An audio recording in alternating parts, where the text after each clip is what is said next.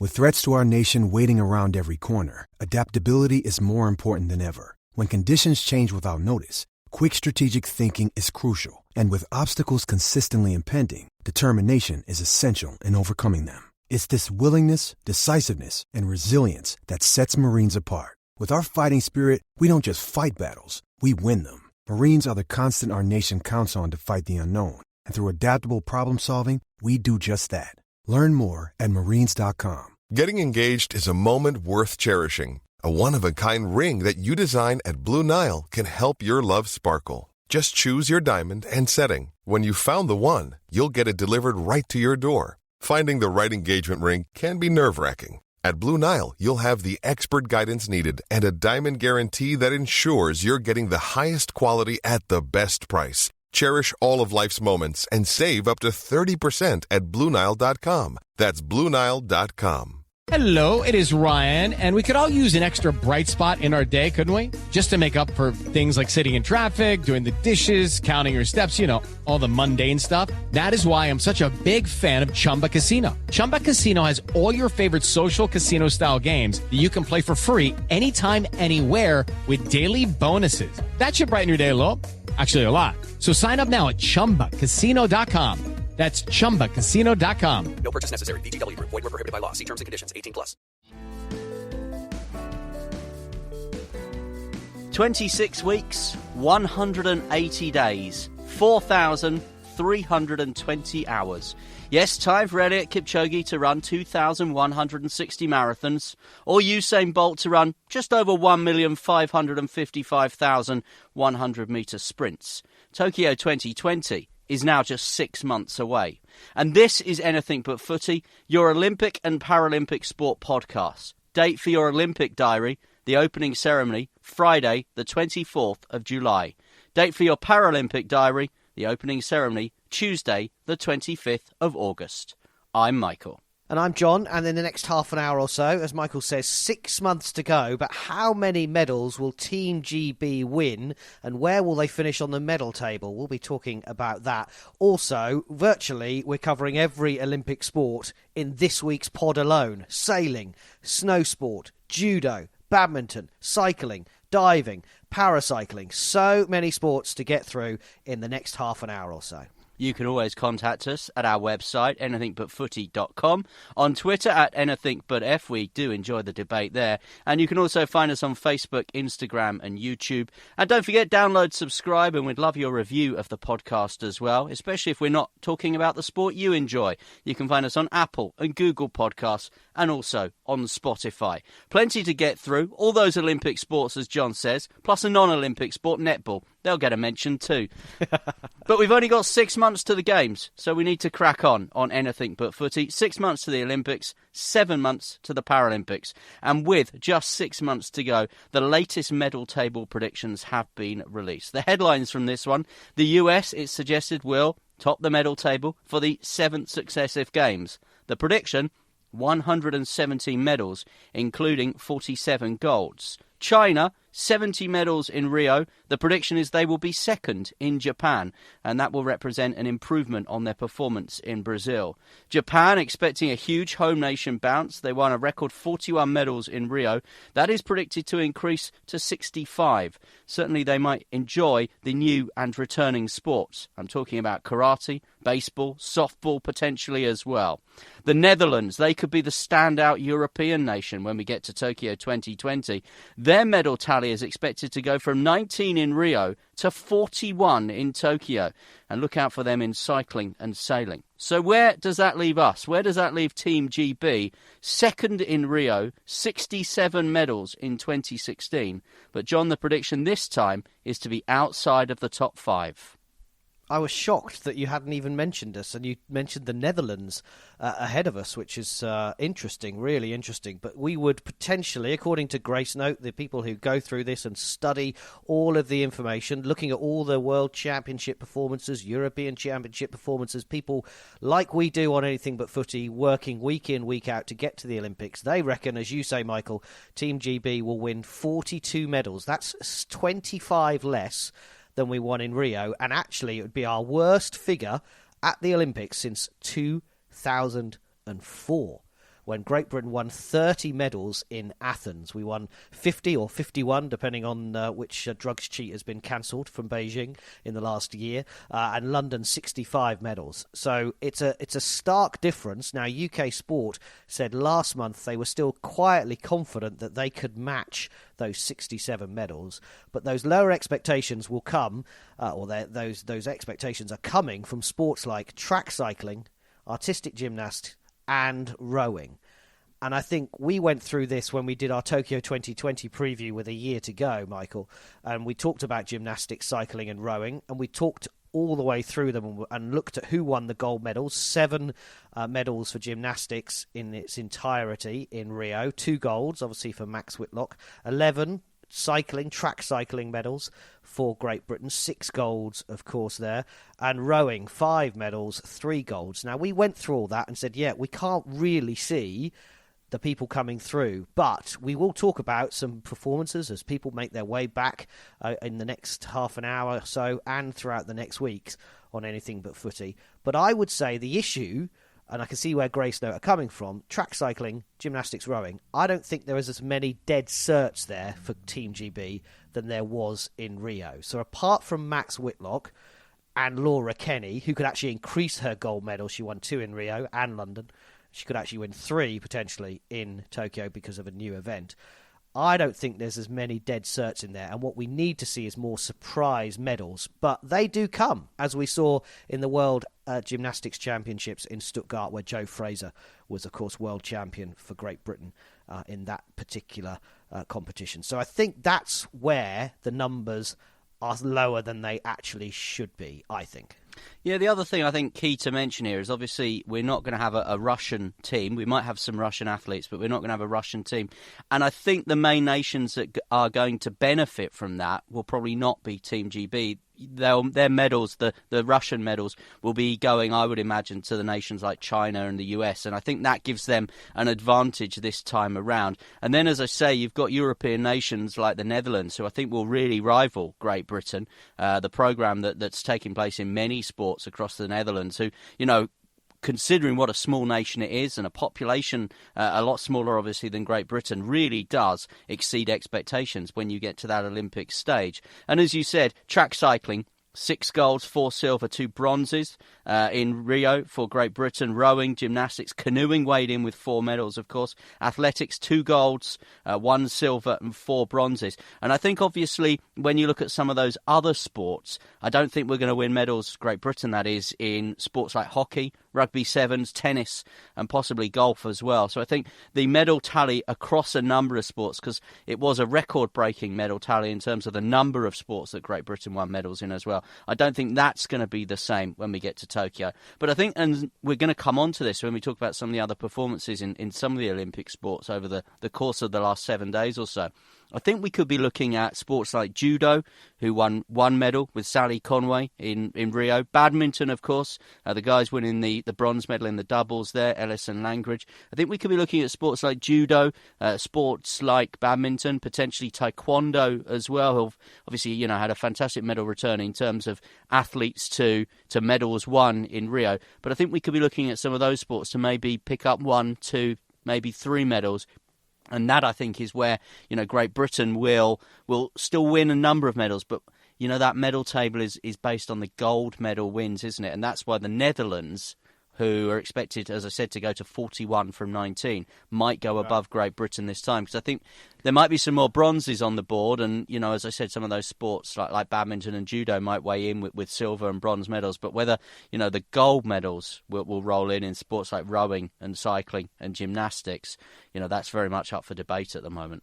Yeah, and that's what I say about those dead certs. We don't have a Helen Glover and Heather Stanning in the women's pair, which we did in Rio, and London, which we knew was a dead cert gold medal in the rowing, for example. And that's what we're looking at. But I agree with you. I think there are some other sports where we'll win some medals that we're not necessarily predicting. You look at the triathlon, they've got a new event, the team relay. We talked about it in our looking ahead to Tokyo 2020, all the new events. Suddenly then you've got another chance to win a medal in that event that you might not obviously have got 4 years ago. Just on this, 6 months before the Rio Olympics, the company did predict that Team GB would finish 5th in the Rio table with 16 golds and 48 medals. So they were nearly 20 medals down from the ending of 67 medals. So look, UK Sport, Team GB would be happy with the same thing if they say we're going to finish with 20, with 42 this time. If we get 20 more than that, that's 62. I think they'll be very, very happy with that for those Olympics. One quick news on the Olympics and Paralympics, which was great to see, Michael. I thought that the government has confirmed that the summer and winter Paralympic Games have been added to the so-called Crown Jewels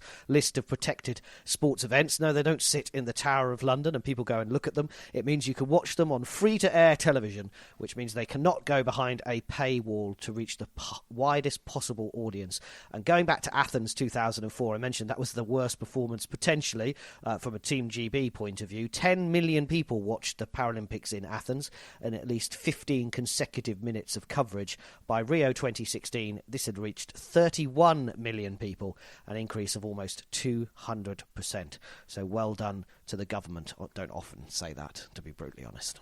You're listening to Anything But Footy, the Olympic and Paralympic sport podcast. Team GB have been in action, as we've been talking about on the podcast over the last couple of weeks. The Youth Olympics has been taking place in Lausanne in Switzerland. It's just come to an end. Team GB finished with 7 medals in total. Now, we brought you news on the last episode of Anything But Footy of those 4 ice hockey medals and the speed skating medal in week 1 as well. So in week 2, congratulations to Kirsty Muir, Great Britain's only individual medalist. She won a silver in the freestyle big air competition.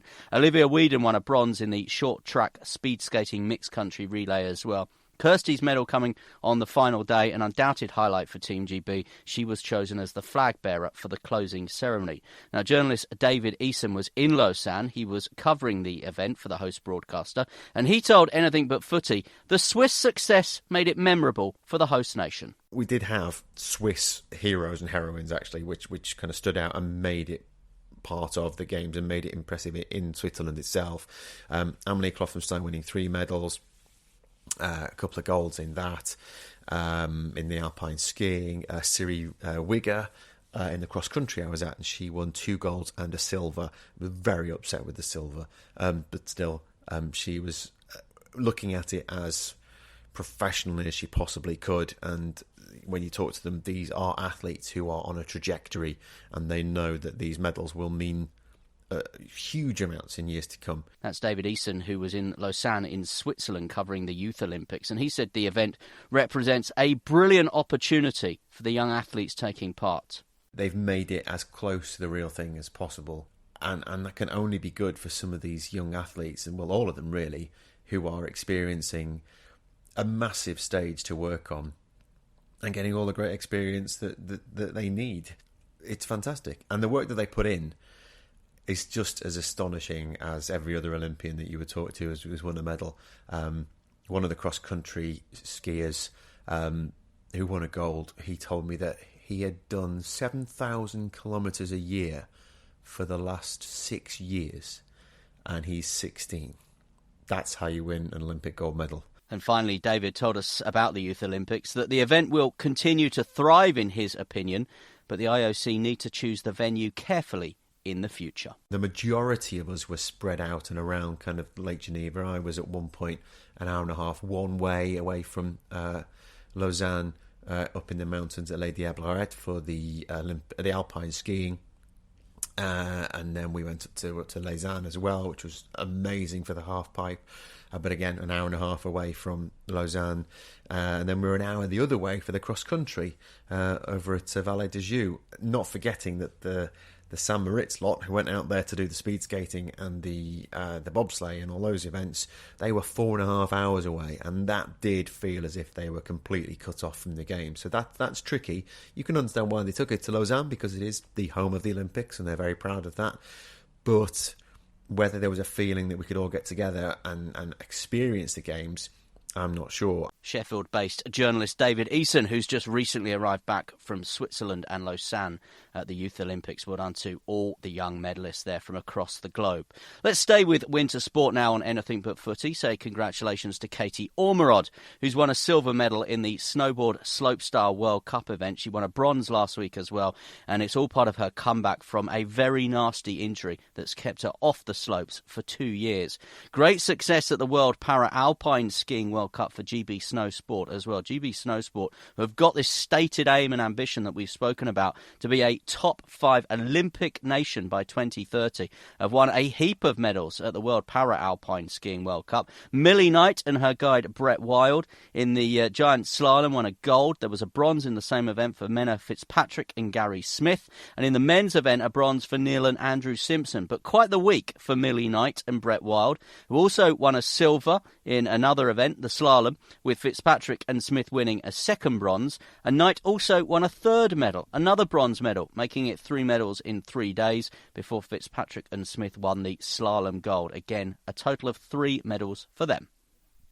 And we ask the head of British Snowsport, Vicky Gosling, all about that medal target and that number 5 position in the world of snowsport in our new Great British Bosses, which is out this coming week. So watch out for that. Vicky Gosling, the chief exec of British Snowsport. Looking forward to hearing what she says about that medal target and position in the world, whether they can achieve that. Now, a strong week of action for British Judo too, with 2 gold medal victories at the Tel Aviv Grand Prix in Israel. Rio bronze medalist Sally Conway moved a step closer to Olympic qualification in the under 70 kilogram. She beat Korea's Kim, a former World Championship bronze medalist, in the final with an ippon. And then Natalie Powell also returned to form with her 3rd Grand Prix gold of her career, but her first since 2017. Powell was ranked 3rd in Olympic qualifying before this tournament in Israel, having moved back to her home in Wales to train and focus on Tokyo. And she beat Austrian Bernadette Graf, 3-time World Championship bronze medalist, in the under 78 kilogram final. Could GB be moving up from that 1 medal they won in judo then in Rio? 1 medal was won in badminton as well, but the signs are good for Team GB's badminton players, because at the Thailand Masters, Marcus Ellis, the Olympic bronze medalist, and Lauren Smith won the mixed doubles event. They're the first English pair to win in Thailand at this tournament, and it's their first title at this level as well for a pair that are ranked 13 in the world.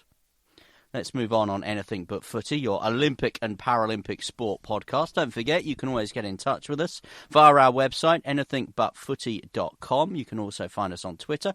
We love to get involved with a few debates on Twitter. If you want to get in touch with us there, our handle, you can find us at anythingbutf. You can also find us on Facebook, on YouTube, and also on Instagram as well.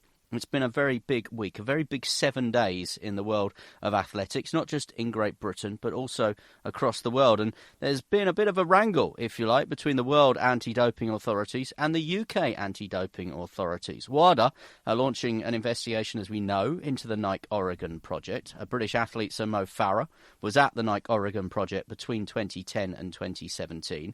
And the WADA authorities, as well as the US anti-doping authorities, have said that they would like samples that UKAD, the UK anti-doping authorities, currently have. They would like samples of Mo Farah's blood and urine.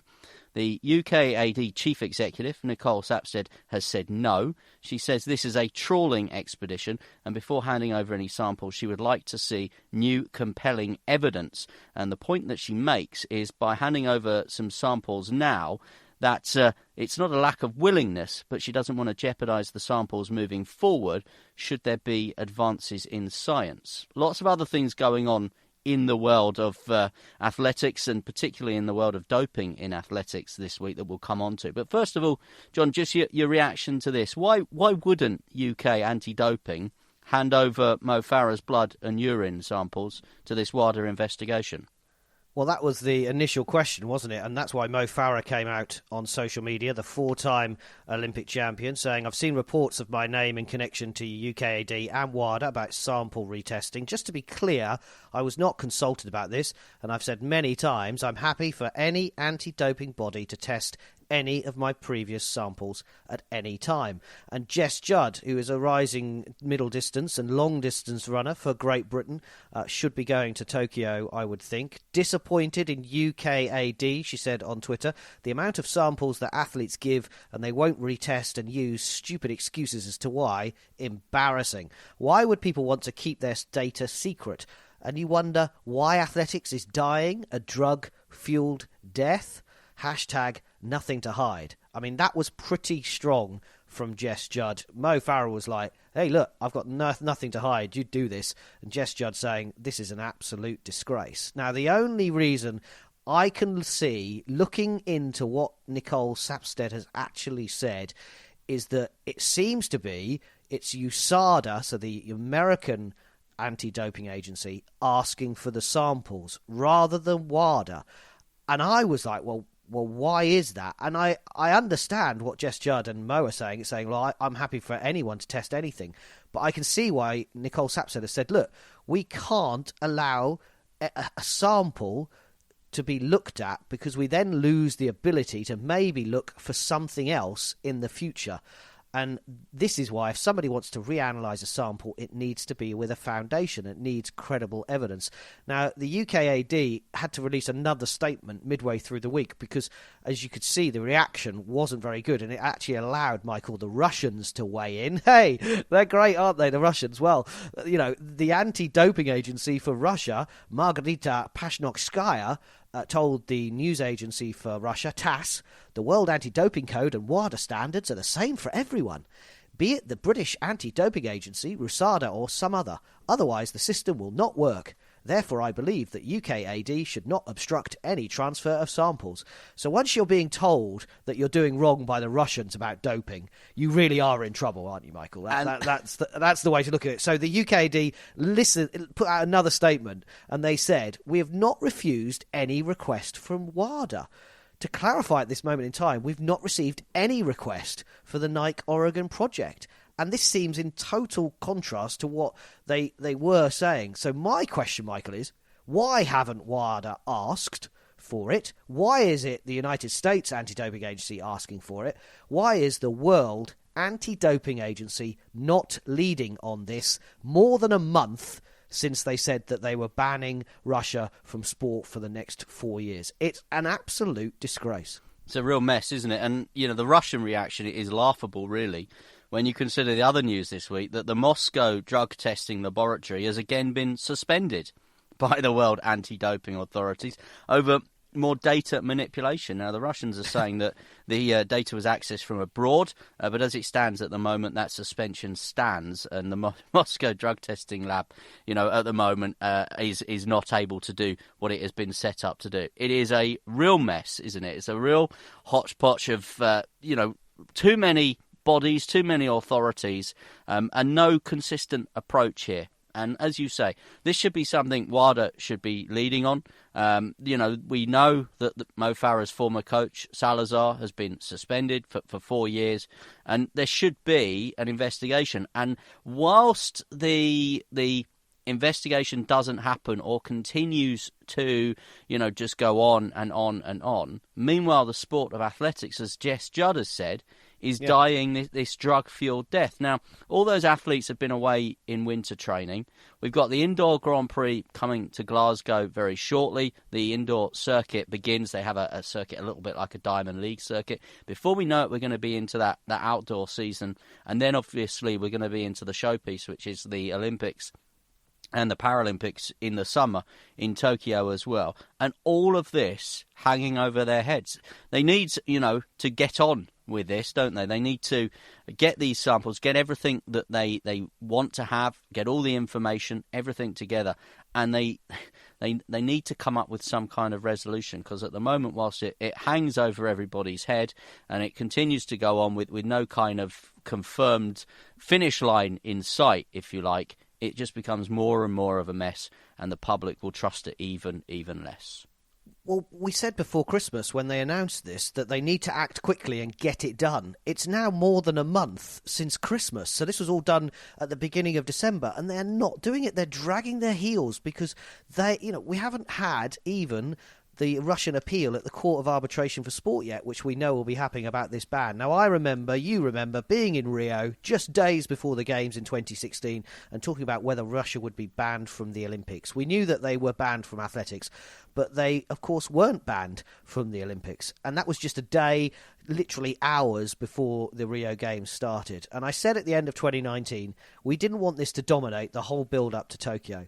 But it's looking, as you rightly say, Michael, it's going to continue and continue and continue, and we're having the same conversations 4 years on about the same old problems. You wouldn't want to be the new man in charge at British Athletics, who have appointed an interim CEO this week. Yeah, exactly. He's got a big job in his hand. British Athletics have appointed a temporary CEO 6 months before Tokyo after a troubled end to 2019. Not just everything we've been talking about, but Zara Hyde-Peters, of course, didn't take up her position after safeguarding revelations surrounding her husband. Now, Nick Coward has been appointed interim chief exec. He's the former general secretary of the Premier League, CEO of British Horse Racing Authority, as well as twice acting CEO of the Football Association, so knows how to go in and get stuff done. Good luck to him. He says, I'm looking forward to working with the board and all the team across the organisation at such an important time for the sport. And as Michael said, there is no more important time in British athletics than Olympic year.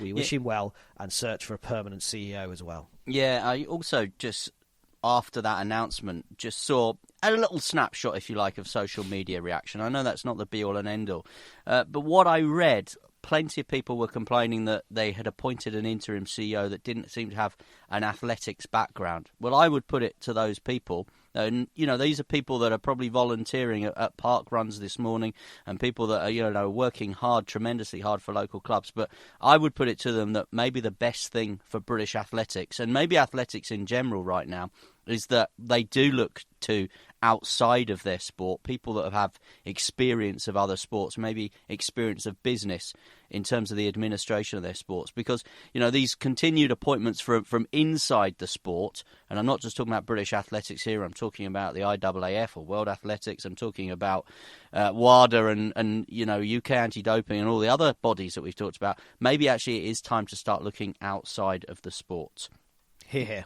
You're listening to Anything But Footy, the Olympic and Paralympic sport podcast. One other line in the world of athletics this week before we move on. Best wishes to Paul Blake, winner of 3 Paralympic medals. He's a 4-time a 4-time world champion in para-athletics and para-GB stalwart. He announced his retirement this week. Still to come, we'll be talking about table tennis. We've got some netball news for you, some rugby sevens, and some boxing news as well. Also, we'll be talking about sailing and diving. But let's move on to cycling now. And the British National Cycling Championships have been taking place in Manchester. Some of the names, maybe ones for the future. Ella Barnwell won the scratch race to add to the National Omnium title that she had previously won. Other winners across the week included Johnny Whale in the kilo, also won the individual pursuit silver, Hamish Turnbull in the sprint, Rhys Britton in the points race, and Lauren Bell in the keirin. Elsewhere, though, in the world of sailing, gold medal for Laura Kenny and Nia Evans at the Track Cycling World Cup event in Canada, and a great result for Katie Archibald and Eleanor Barker as well, winners of the 6-day Berlin event. Emily Nelson and Manon Lloyd finished third. Remember, we're a month out of the World Cycling Championships in Germany. And a reminder, it's the last major para-cycling track event before the Tokyo Olympics in August this week. The UCI World Championships take place in Milton in Canada from Thursday to Sunday. Reigning world champion Dame Sarah Story, Jodie Cundy, Kadina Cox, Sophie Thornhill and Helen Scott, all amongst the name of a 23-strong Great British team for the championships.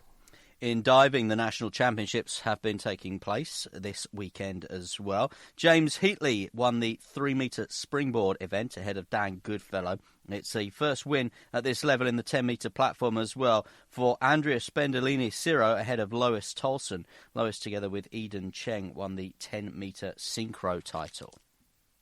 A strong start to 2020 for one of the new, or few, I should say, confirmed athletes picked for Team GB at the Tokyo Olympics in July. Windsurfer Tom Squires won the Sail Melbourne event in breezy conditions, thankfully, ahead of the World Championships, also in Oz next month. Tom admitting afterwards, it's been a long time since I've won anything internationally, but hopefully this is the beginning of something good in 2020. And the decision has finally been made for the NACRA 17 class for the Tokyo Olympics. 2 crews of John Gibson and Anna Burnett and Ben Saxton and Nikki Boniface have been vying for one British Olympic spot, and Gibson and Burnett have had the nod from British sailing. The 36 and 27-year-olds will be making their Olympic debuts after finishing fourth at the 2019 World Championships, adding to the silvers they won at the Ready Steady Tokyo Test event and the 2019 European Championships as well. And the same for Saxton and Boniface, who performed world-class sailing too, but only one is allowed, so big shame for them. I understand British Sailing wanted to allow the successful team more time to prepare for the Olympics rather than continue the battle between the two crews. So they've made a decision 6 months to go, and it allows them to prepare for the Games fully. Gibson and Burnett joined the 12 sailors representing 8 classes already named for Team GB, and now there's only one, the laser men's single-hander representative, who's yet to be announced. News on a couple of British defeats over the past few days as well. Great Britain will not have a men's team in the table tennis in Tokyo 2020 at the team event. They lost to Hungary in the qualifying tournament, having already lost to Croatia in the first phase. So unfortunately, despite a win over Argentina, Great Britain will not qualify a men's team in the table tennis. And England's netballers lost 70-66 to Jamaica in the Nations Cup, leaving Jamaica and New Zealand in the gold medal match, England taking on South Africa for the bronze. England's men's sevens finished agonisingly in fourth place at the HSBC Hamilton Sevens. After 3 wins out of 3, France beat England in the semis and Australia won the third place playoff as well. Now, acting head coach and, of course, Rio silver medalist James Rodwell said, "I'm really proud of all the boys and the team and the management." England women, though, struggled, losing their first 2 matches in Hamilton and finishing 6th overall following defeat by New Zealand. Tickets are now on sale for the Tokyo 2020 boxing qualifiers in London. 77 places, men and women, up for grabs, and prices for this event start at just £5. And staying in London, we know Sir Mo Farah is back on track for this year, returning to Tokyo for a third 10,000-metre Olympic gold and his 5th overall. But to help his prep, he'll line up against one of the all-time greatest distance runners, Ethiopia's Kenise Bekele, at the 2020 Vitality Big Half on Sunday, March the 1st in London. 36-year-old Mo has won the last 2 years, but Bekele is the world record holder at 5 and 10k and finished 2 seconds off the marathon world record last year as well. Mo says he's really looking forward to coming back to kicking off his 2020 season. He says, "I enjoy racing in London. It's my home city, and it always gives me a buzz to come back and race." And we'll conclude this episode of Anything But Footy by extending our sympathies to the family and friends of Robert Archibald, the only Scot ever to play in the NBA. He died this week at the young age of 39. He was part of Team GB in the 2012 Olympic basketball tournament. So in the time it would take Usain Bolt to run the 100 metres 360 times, you're half an hour closer to Tokyo 2020.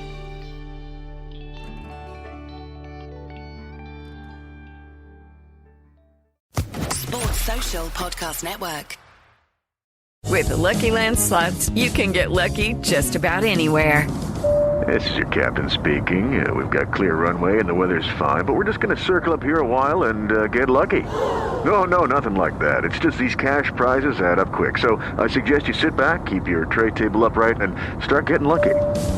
Play for free at LuckyLandSlots.com. Are you feeling lucky? No purchase necessary. Void where prohibited by law. 18+ terms and conditions apply. See website for details.